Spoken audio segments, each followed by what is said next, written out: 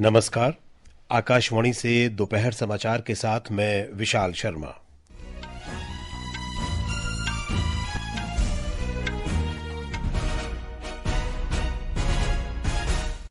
मुख्य समाचार।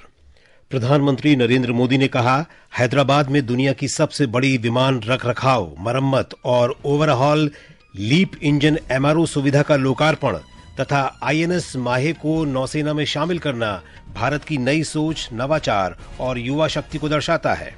आकाशवाणी पर मन की बात कार्यक्रम में प्रधानमंत्री ने कहा, भारत का खाद्यान्न उत्पादन 357 मिलियन टन के रिकॉर्ड स्तर पर पहुंचा। इसमें पिछले 10 वर्षों में 100 मिलियन टन की वृद्धि हुई। निर्वाचन आयोग ने 12 राज्यों और केंद्र शासित प्रदेशों में मतदाता सूचियों के विशेष गहन पुनरीक्षण कार्यक्रम में संशोधन किया। दिल्ली पुलिस ने नेशनल हेराल्ड मामले में कांग्रेस नेता सोनिया गांधी और राहुल गांधी तथा अन्य आरोपियों के खिलाफ नई प्राथमिकी दर्ज की। चक्रवाती तूफान दित्वा के कारण के अगले 24 घंटे के दौरान उत्तरी तमिलनाडु, पुदुचेरी तटों के समानांतर उत्तर की ओर बढ़ने की संभावना। और रांची में भारत के साथ पहले एक दिवसीय क्रिकेट मैच में दक्षिण अफ्रीका टॉस जीतकर गेंदबाजी कर रहा है। अब समाचार विस्तार से। प्रधानमंत्री नरेंद्र मोदी ने कहा है कि लीप इंजन एमआरओ सुविधा, आईएनएस माहे और स्काई रूट का इन्फिनिटी परिसर भारत की नई सोच, नवाचार और युवा शक्ति को दर्शाते हैं।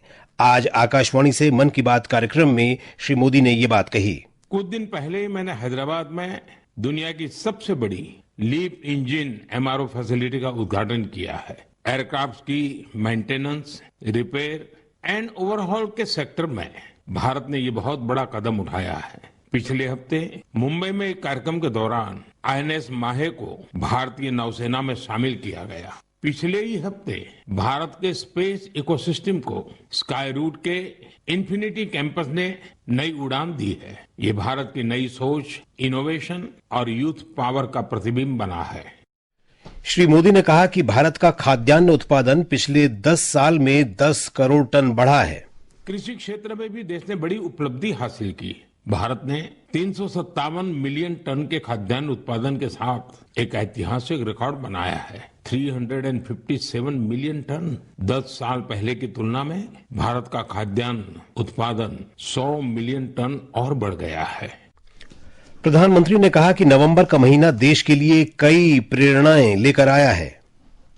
26 नवंबर को संविधान दिवस पर सेंट्रल हॉल में विशेष कार्यक्रम का आयोजन हुआ। वंदे मातरम के 150 वर्ष होने पर पूरे देश में होने वाले कार्यक्रमों की शानदार शुरुआत हुई। 25 नवंबर को अयोध्या में राम मंदिर पर धर्म ध्वजा का आरोहण हुआ। इसी दिन कुरुक्षेत्र के ज्योतिसर में पांचजन्य स्मारक का लोकार्पण हुआ। प्रधानमंत्री ने कहा कि राष्ट्रमंडल खेलों की मेजबानी मिलना भारत के लिए गौरव की बात है। उन्होंने कहा कि ये देश और देशवासियों की उपलब्धियां हैं। खेलों की दुनिया में भी भारत का परचम लहराया है। कुछ दिन पहले ही भारत को कॉमनवेल्थ खेलों की मेजबानी का भी ऐलान हुआ। ये उपलब्धियां देश की है, देशवासियों की है। और मन की बात देश के लोगों की ऐसी उपलब्धियों को, लोगों के सामूहिक प्रयासों को जन सामान्य के सामने लाने का एक बेहतरीन मंच है। श्री मोदी ने कहा कि इस महीने महिला टीम के क्रिकेट विश्व कप जीतने के अलावा कई खिताब भारतीय खिलाड़ियों ने अपने नाम किए। कुछ दिन पहले ही टोक्यो में डेफ ओलंपिक्स हुए हैं, जहां भारत ने अपना अब तक का सर्वश्रेष्ठ प्रदर्शन करते हुए 20 मेडल जीते हैं। हमारी महिला खिलाड़ियों ने भी कबड्डी वर्ल्ड कप जीतकर इतिहास ही रख दिया। वर्ल्ड बॉक्सिंग कप फाइनल्स में भी हमारे खिलाड़ियों का प्रदर्शन शानदार रहा, जहां उन्होंने 20 मेडल जीते। जिस बात की और भी अधिक चर्चा हो रही है वो है हमारी महिला टीम का ब्लाइंड क्रिकेट वर्ल्ड कप जीतना। बड़ी बात यह है कि हमारी इस टीम ने बिना एक भी मैच हारे इस टूर्नामेंट को जीता है। सबसे बड़ी जीतों में से एक है जो हर भारतीय को प्रेरित करती रहेगी। प्रधानमंत्री ने कहा कि भारत में शीतकालीन पर्यटन की अपार संभावनाएं हैं। उत्तराखंड का विंटर टूरिज्म लोगों को बहुत आकर्षित कर रहा है। सर्दियों के मौसम में औरी, मुनस्यारी, चोपटा और डेहरा जैसी जगहें खूब पॉपुलर हो रही हैं। अभी कुछ सप्ताह पहले पिथौरागढ़ जिले में 14,500 फुट से अधिक की ऊंचाई पर आदि कैलाश में राज्य की पहली high altitude ultra run marathon का आयोजन किया गया था। 60 किलोमीटर लंबी आदि कैलाश परिक्रमा रन का प्रारंभ कड़कड़ाती सर्दी में सुबह 5 बजे हुआ था। प्रधानमंत्री ने कहा कि नौसेना तेजी से आत्मनिर्भरता की ओर बढ़ रही है। आईएनएस माहे को भारतीय नौसेना में शामिल किया गया। कुछ लोगों के बीच इसके स्वदेशी डिजाइन को लेकर खूब चर्चा रही। वहीं पुडुचेरी और मालाबार कोस्ट के लोग इसके नाम से ही खुश हो गए। दरअसल इसका माहे नाम उस स्थान माहे के नाम पर रखा गया है जिसकी एक समृद्ध ऐतिहासिक विरासत रही है। इस युद्धपोत का क्रेस्ट उरुमी और कलारिया पट्टू की पारंपरिक लचीली तलवार की तरह दिखाई पड़ता है। हमारी नौसेना बहुत ही तेजी से आत्मनिर्भरता की ओर कदम बढ़ा रही है। श्री मोदी ने लोगों से वोकल फॉर लोकल के मंत्र को अपनाने का आग्रह किया। आने वाले कुछ दिन में क्रिसमस और नए वर्ष पर खरीदारी का नया दौर शुरू होने वाला है। मैं आपको फिर याद दिलाऊंगा, वोकल फॉर लोकल का मंत्र याद रखें। खरीदें वही जो देश में बना हो, बेचे वही जिसमें किसी देशवासी की मेहनत लगी हो। चौथे काशी तमिल संगमम की चर्चा करते हुए प्रधानमंत्री ने कहा कि इस वर्ष के काशी तमिल संगमम का विषय बहुत ही रोचक है। तमिल सीखें, तमिल कराकलम। काशी तमिल संगमम उन सभी लोगों के लिए एक महत्वपूर्ण मंच बन गया है जिन्हें तमिल भाषा से लगाव है। काशी के लोगों से जब भी बात होती है तो वो हमेशा बताते हैं कि काशी तमिल संगमम का हिस्सा बनना उन्हें बहुत अच्छा लगता है। यहाँ उन्हें कुछ नया सीखने और नए नए लोगों से मिलने का अवसर मिलता है। इस बार भी काशीवासी पूरे जोश और उत्साह के साथ तमिलनाडु से आने वाले अपने भाई बहनों का स्वागत करने के लिए बहुत उत्सुक हैं। मेरा आप सभी से आग्रह है कि आप काशी तमिल संगमम का हिस्सा जरूर बने। प्रधानमंत्री ने कहा कि कुरुक्षेत्र के ब्रह्म सरोवर में आयोजित अंतर्राष्ट्रीय गीता महोत्सव में शामिल होना उनके लिए भी बेहद विशेष रहा। हरियाणा के कुरुक्षेत्र में महाभारत का युद्ध हुआ था, लेकिन युद्ध के इस अनुभव को अब आप वहाँ महाभारत अनुभव केंद्र में भी साक्षात महसूस कर सकते हैं। महाभारत की गाथा को 3D light and sound show और डिजिटल टेक्निक से दिखाया जा रहा है। 25 नवंबर को जब मैं कुरुक्षेत्र गया था तो इस अनुभव केंद्र के अनुभव ने मुझे आनंद से भर दिया था। श्री मोदी ने कहा कि दक्षिण भारत में प्राकृतिक खेती की दिशा में किए जा रहे प्रयासों से वे बहुत प्रभावित हुए हैं। कुछ दिनों पहले मैं नेचुरल फार्मिंग के एक विशाल सम्मेलन में हिस्सा लेने कोयम्बटूर गया था। दक्षिण भारत में नेचुरल फार्मिंग को लेकर हो रहे प्रयासों को देखकर मैं बहुत प्रभावित हुआ। कितने ही युवा हाईली क्वालिफाइड प्रोफेशनल अब नेचुरल फार्मिंग फील्ड को अपना रहे हैं। मैंने वहाँ किसानों से बात की, उनसे अनुभव जाने। नेचुरल फार्मिंग भारत की प्राचीन परंपराओं का हिस्सा रही है और हम सभी का कर्तव्य है कि धरती माँ की रक्षा के लिए इसे निरंतर बढ़ावा दें। प्रधानमंत्री ने भारतीय अंतरिक्ष अनुसंधान संगठन इसरो द्वारा आयोजित अनूठी ड्रोन प्रतियोगिता का भी उल्लेख किया, जहां देश के युवा मंगल ग्रह जैसी परिस्थितियों में ड्रोन उड़ाने का प्रयास कर रहे थे। उन्होंने कहा कि युवाओं का यही समर्पण विकसित भारत की सबसे बड़ी ताकत है। प्रधानमंत्री ने कहा कि भारत शहद उत्पादन में नए कीर्तिमान स्थापित कर रहा है। आज भारत हनी प्रोडक्शन में नए रिकॉर्ड बना रहा है। 11 साल पहले देश में हनी का उत्पादन 74,000 मैट्रिक टन था। अब ये बढ़कर 1.5 लाख मैट्रिक टन से भी ज्यादा हो गया है। बीते कुछ वर्षों में शहद का एक्सपोर्ट भी 3 गुना से ज्यादा बढ़ गया है।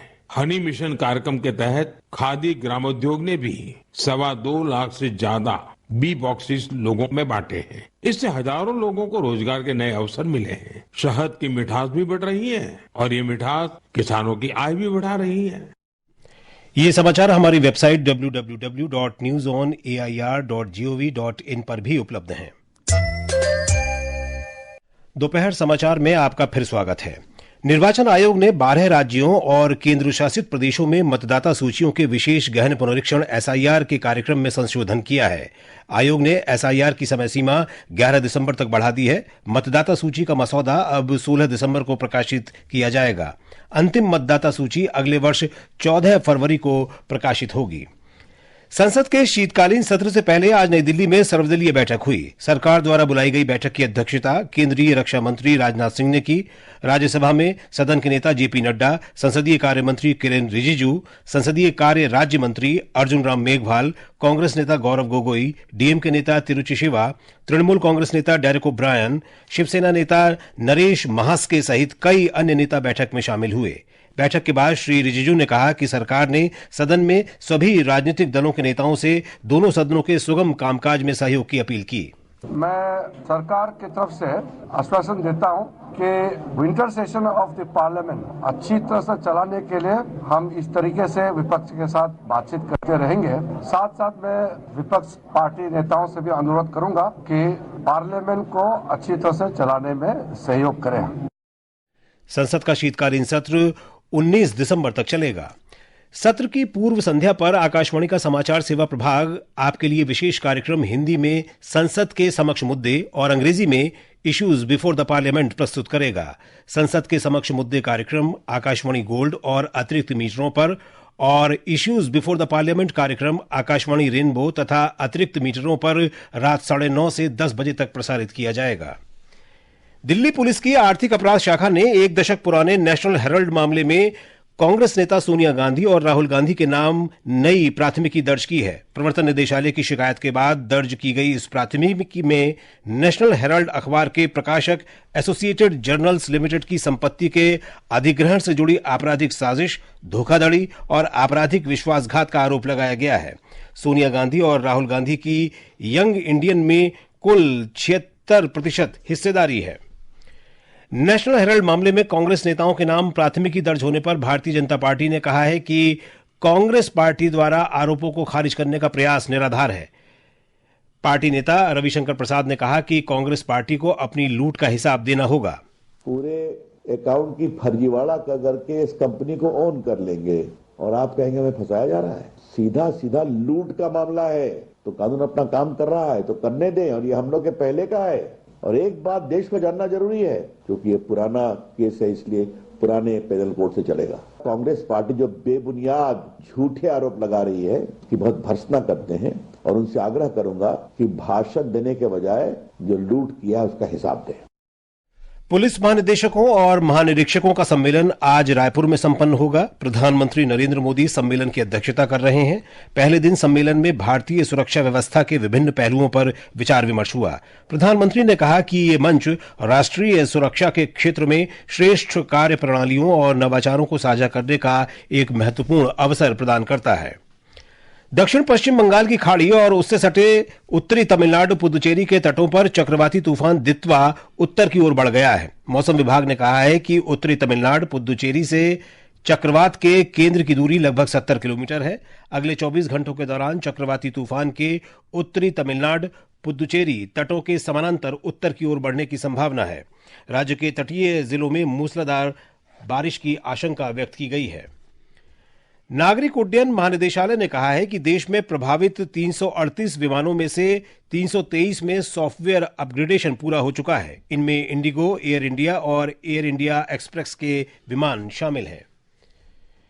रांची में दक्षिण अफ्रीका के साथ पहले एक दिवसीय क्रिकेट मैच में भारत ने 13 ओवर में 1 विकेट पर 95 रन बना लिए हैं। दक्षिण अफ्रीका ने टॉस जीतकर पहले गेंदबाजी करने का फैसला किया। 3 मैचों की श्रृंखला में केएल राहुल भारतीय टीम के कप्तान होंगे। टीम में रोहित और विराट कोहली दोनों की वापसी हुई है। इधर लखनऊ में Syed Modi international badminton tournament के पुरुष सिंगल्स के फाइनल में किदाम्बी श्रीकांत का मुकाबला हांगकांग के जेसन गुनावन से होगा। और अब अंत में मुख्य समाचार एक बार फिर। प्रधानमंत्री नरेंद्र मोदी ने कहा, हैदराबाद में दुनिया की सबसे बड़ी विमान रखरखाव, मरम्मत और ओवरहॉल लीप इंजन एमआरओ सुविधा का लोकार्पण तथा आईएनएस माहे को नौसेना में शामिल करना भारत की नई सोच, नवाचार और युवा शक्ति को दर्शाता है। आकाशवाणी पर मन की बात कार्यक्रम में प्रधानमंत्री ने कहा, भारत का खाद्यान्न उत्पादन 357 मिलियन टन के रिकॉर्ड स्तर पर पहुंचा। निर्वाचन आयोग ने 12 राज्यों और केंद्र शासित प्रदेशों में मतदाता सूचियों के विशेष गहन पुनरीक्षण कार्यक्रम में संशोधन किया। दिल्ली पुलिस ने नेशनल हेराल्ड मामले में कांग्रेस नेता सोनिया गांधी और राहुल गांधी तथा अन्य आरोपियों के खिलाफ नई प्राथमिकी दर्ज की। चक्रवाती तूफान दित्वा के अगले 24 घंटों के दौरान उत्तरी तमिलनाडु पुदुचेरी तटों के समानांतर उत्तर की ओर बढ़ने की संभावना। इसके साथ ही दोपहर समाचार का ये अंक समाप्त हुआ। नमस्कार।